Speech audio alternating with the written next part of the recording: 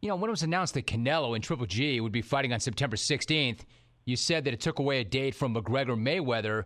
I mean, did that bother you at all, or are those negotiations so far from final that it just doesn't matter?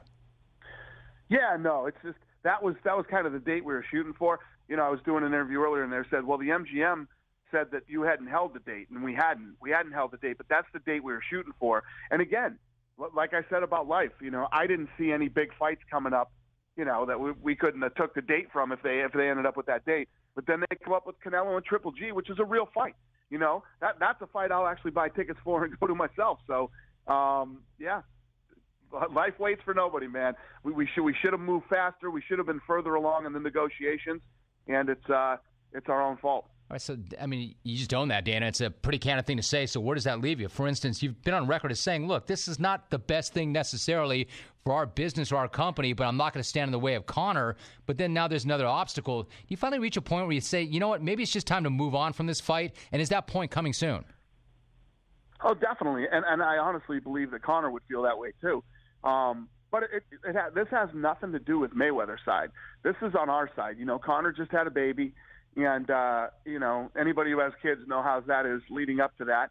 And then the aftermath, you know, a few days after having a baby. I plan on having this thing locked up by this Sunday and then moving on to Team Mayweather and starting to negotiate with them. So if we really do get it done in that time frame, then this thing could possibly happen. But, again, I still need to go and negotiate with them. There's no guarantee that we're going to come to a deal.